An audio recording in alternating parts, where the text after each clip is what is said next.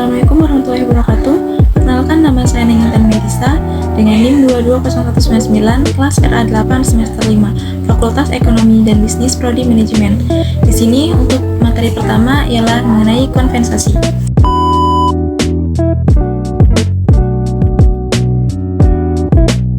Tujuan pemberian kompensasi di sini ada 3. Yang pertama, motivasi, yaitu meningkatkan kinerja dan produktivitas karyawan dengan memberikan imbalan yang sesuai dengan kinerja mereka.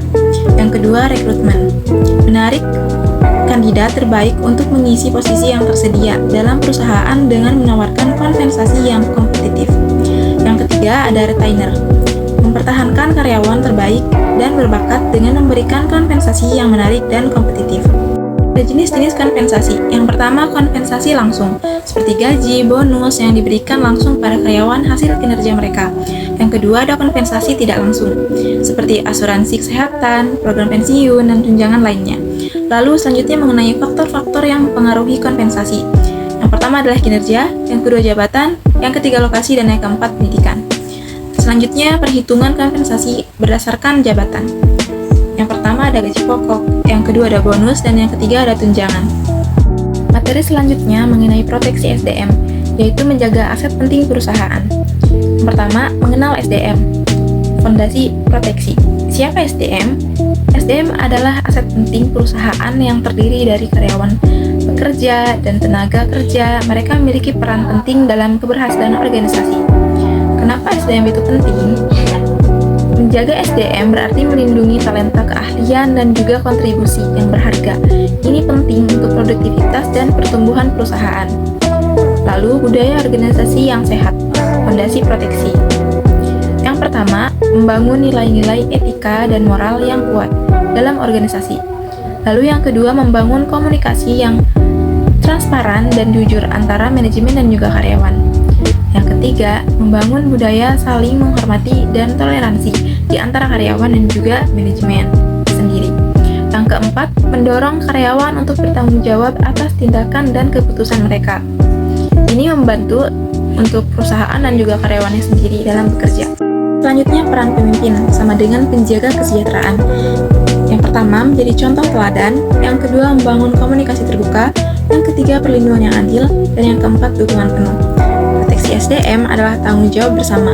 Dengan membangun budaya organisasi yang sehat dan menerapkan strategi pencegahan, kita dapat menciptakan lingkungan kerja yang aman dan produktif bagi semua. Selanjutnya, membangun komunikasi dan disiplin kerja. Yang pertama, pentingnya komunikasi yang efektif di tempat kerja memiliki 3 di sini. Yang pertama, meningkatkan efisiensi komunikasi yang baik, itu memudahkan aliran informasi dan penyelesaian tugas dengan cepat dan juga akurat. Mencegah kesalahpahaman. Yang kedua, komunikasi yang jelas untuk menghindari misinterpretasi dan konflik yang merugikan tim. Yang terakhir di sini ada membangun hubungan yang kuat. Komunikasi yang terbuka dan jujur, membangun rasa saling percaya dan juga kolaborasi. Yang pertama, berkomunikasi dengan jelas. Gunakan bahasa yang mudah dipahami dan hindari jargon atau istilah teknis. Yang kedua, menjadi pendengar yang baik. Perhatikan dengan seksama apa yang disampaikan oleh rekan kerja dan jangan menginterupsi. Yang ketiga, memberikan umpan balik. Berikan feedback yang konstruktif dan bermanfaat bagi rekan kerja. Yang keempat, menjadi terbuka dan jujur. Berkomunikasi dengan jujur dan terbuka untuk menerima kritik dan juga saran. Selanjutnya, membangun komunikasi dan disiplin kerja. Yang pertama, pentingnya komunikasi yang efektif di tempat kerja memiliki 3 di sini. Yang pertama, meningkatkan efisiensi komunikasi yang baik, itu memudahkan aliran informasi dan penyelesaian tugas dengan cepat dan juga akurat. Mencegah kesalahpahaman. Yang kedua, komunikasi yang jelas untuk menghindari misinterpretasi dan konflik yang merugikan tim. Yang terakhir di sini ada membangun hubungan yang kuat. Komunikasi yang terbuka dan jujur, membangun rasa saling percaya dan juga kolaborasi. Selanjutnya, mengatasi kendala dalam komunikasi. Yang pertama, miskomunikasi. Ulangi informasi yang penting, gunakan bahasa yang jelas, dan pastikan semua orang memahami pesan yang sama. Yang kedua, ada konflik. Selesaikan konflik dengan cara yang profesional, bersikap empati, dan cari solusi bersama. Lalu, kurangnya feedback. Dorong budaya memberikan feedback yang konstruktif, baik positif maupun negatif, untuk meningkatkan komunikasi. Lalu poin selanjutnya, mengembangkan motivasi diri untuk berdisiplin. Yang pertama, harus memiliki tujuan jelas. Tetapkan tujuan yang ingin dicapai dan buat rencana untuk mewujudkannya. Yang kedua, harus meningkatkan diri, yaitu peningkatan diri. Berusaha untuk terus belajar dan meningkatkan kemampuan diri. Yang ketiga, percaya diri. Hampir sama dengan poin kedua tadi, percaya pada kemampuan diri sendiri dan potensi untuk mencapai tujuan. Terus selanjutnya, langkah-langkah mempertahankan komunikasi dan juga disiplin kerja yang baik. Yang pertama, ada evaluasi berkala. Lakukan evaluasi rutin untuk melihat kemajuan dan juga area yang perlu diperbaiki. Yang kedua, komunikasi terbuka. Dorong budaya komunikasi yang terbuka dan juga jujur dalam tim. Dan yang terakhir, pelatihan. Berikan pelatihan yang berkelanjutan untuk meningkatkan keterampilan dan juga pengetahuan. Materi berikutnya mengenai motivasi dan juga kepuasan kerja. Definisinya dan juga pentingnya motivasi kerja, yaitu motivasi kerja adalah kekuatan yang mendorong karyawan untuk melakukan tugas dan mencapai tujuan organisasi. Motivasi yang tinggi menghasilkan produktivitas dan juga kinerja yang baik. Pentingnya motivasi yang tinggi itu membantu karyawan untuk lebih fokus, bersemangat, dan juga berdedikasi dalam pekerjaan mereka ini. Ini juga mengurangi pergantian karyawan. Lalu ada teori-teori motivasi kerja. Yang pertama ada teori hierarki kebutuhan Maslow. Memahami tingkatan kebutuhan manusia dari dasar hingga juga puncak. Kedua, ada teori dua faktor Herzberg. Membedakan faktor-faktor yang dapat menyebabkan kepuasan dan juga ketidakpastian kerja. Yang ketiga, ada teori X dan juga Y, McGregor. Menjelaskan dua perspektif manajer terhadap karyawan yang mempengaruhi pendekatan motivasi. Lalu, faktor-faktor yang mempengaruhi motivasi kerja. Di sini ada tujuan yang jelas dan juga penghargaan atas kinerja yang baik memotivasi karyawan untuk mencapai hasil, kesempatan pertumbuhan, pelatihan, pengembangan, dan juga kesempatan promosi itu mendorong karyawan untuk berkembang dan juga meningkatkan keterampilannya. Yang ketiga ada lingkungan kerja, suasana kerja yang positif, kolega yang suportif, dan juga pemimpin yang inspiratif, meningkatkan motivasi karyawan. Lalu komunikasi dan transparansi. Komunikasi yang terbuka dan juga jujur membantu karyawan memahami peran mereka dan mendukung mereka. Lalu, strategi meningkatkan motivasi dan kepuasan kerja. Yang pertama, tetapkan tujuan yang jelas.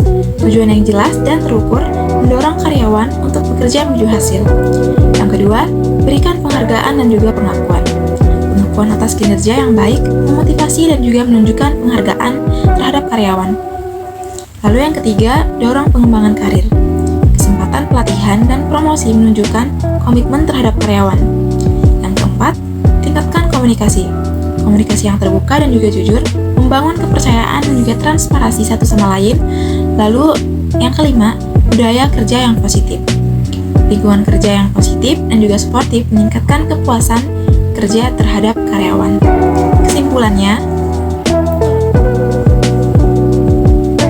motivasi dan kepuasan kerja adalah kunci untuk meningkatkan kinerja, retensi, dan juga kesejahteraan karyawan. Dengan menerapkan strategi yang tepat, organisasi dapat membangun lingkungan kerja yang positif dan juga memotivasi karyawan dan juga para pekerjanya. Pembahasan selanjutnya mengenai membangun kerjasama tim. Kerjasama tim merupakan kunci sukses dalam berbagai bidang, dari dunia bisnis hingga kehidupan sehari-hari. Membangun tim yang solid, efektif, dan juga harmonis itu membutuhkan pemahaman dan juga strategi yang tepat. Pentingnya kerja sama tim. Pertama, efisiensi. Kerja tim memungkinkan pembagian tugas dan juga tanggung jawab secara merata, sehingga pekerjaan terselesaikan lebih cepat dan juga efisien. Yang kedua, kreativitas. Bertukar ide dan perspektif dari berbagai anggota tim dapat memicu ide-ide kreatif dan juga solusi inovatif. Selanjutnya, motivasi. Dukungan dari kolaborasi antar anggota tim dapat meningkatkan motivasi, semangat, dan juga dedikasi dalam mencapai tujuan bersama. Mengatasi konflik dalam tim. Yang pertama, identifikasi akan masalahnya. Berkomunikasi dengan tenang dan juga terbuka, hindari serangan pribadi, cari solusi yang saling menguntungkan, fokus pada tujuan bersama. Itu membangun kembali kepercayaan tim. Dan juga membangun dan pertahankan semangat tim. Membutuhkan upaya dan dedikasi yang konsisten. Menciptakan lingkungan kerja yang positif, memotivasi anggota tim, dan memberikan penghargaan atas prestasi adalah kunci utamanya. Berikutnya mengenai kinerja dan penilaian prestasi. Definisi kinerja dan penilaian prestasi kinerja. Hasil kerja yang dicapai oleh karyawan dalam menjalankan tugas dan tanggung jawabnya sesuai dengan standar yang ditetapkan. Penilaian prestasi. Proses sistematis untuk mengukur, mengevaluasi, dan memberikan umpan balik kepada karyawan mengenai kinerja mereka. Tantangan dalam penilaian kinerja. Yang pertama ada subjektivitas, perbedaan persepsi dan bias personal dapat mempengaruhi penilaian. Yang kedua, kurangnya waktu. Manajer seringkali memiliki keterbatasan waktu untuk melakukan penilaian yang menyeluruh. Yang ketiga, kurangnya pelatihan. Manajer mungkin tidak memiliki pelatihan yang cukup dalam melakukan penilaian yang efektif. Yang keempat, kurangnya komitmen. Karyawan mungkin tidak menganggap penilaian kinerja penting. Penilaian kinerja yang efektif adalah alat yang penting untuk mencapai tujuan organisasi dan meningkatkan kinerja karyawan. Manajer harus memainkan peran penting dalam proses penilaian kinerja dengan memastikan bahwa prosesnya adil, objektif, dan juga berfokus pada pengembangan. Lalu metode terakhir adalah audit sumber daya manusia. Audit sumber daya manusia (SDM) adalah proses sistematis untuk menilai dan mengevaluasi efektivitas fungsi SDM dalam organisasi. Audit SDM membantu organisasi untuk meningkatkan efisiensi dan juga efektivitas operasional, serta memastikan kepatuhan terhadap peraturan dan kebijakan yang berlaku. Di sini ada tujuan dan juga manfaat audit SDM. Pertama, mengevaluasi efektivitas fungsi SDM dalam organisasi, menilai kepatuhan terhadap peraturan dan juga kebijakan, mengenali peluang dan tantangan dalam manajemen SDM. Manfaatnya, meningkatkan efisiensi dan juga efektivitas operasional, memperkuat compliance dan tata kelola perusahaan, memperbaiki kualitas dan juga referensi karyawan. Bahasan selanjutnya mengenai implementasi rekomendasi. Yang pertama, perencanaan implementasi, menentukan langkah-langkah dan sumber daya yang dibutuhkan untuk implementasi. Yang kedua, pelatihan dan pengembangan, melatih karyawan dan juga manajer tentang perubahan dan prosedur baru. Yang ketiga, pemantauan dan evaluasi, memantau progres implementasi dan mengevaluasi efektivitasnya. Selanjutnya, kesimpulan dan juga rencana tindak lanjut. Ini adalah bagian terakhir, yaitu kesimpulan audit merangkum temuan dan rekomendasi yang dihasilkan. Rencana tindak lanjut menentukan langkah-langkah yang akan diambil untuk memperbaiki fungsi SDM untuk memastikan keberlanjutan perubahan. Mungkin hanya itu saja yang saya sampaikan. Kurang lebihnya saya mohon maaf. Assalamualaikum warahmatullahi wabarakatuh.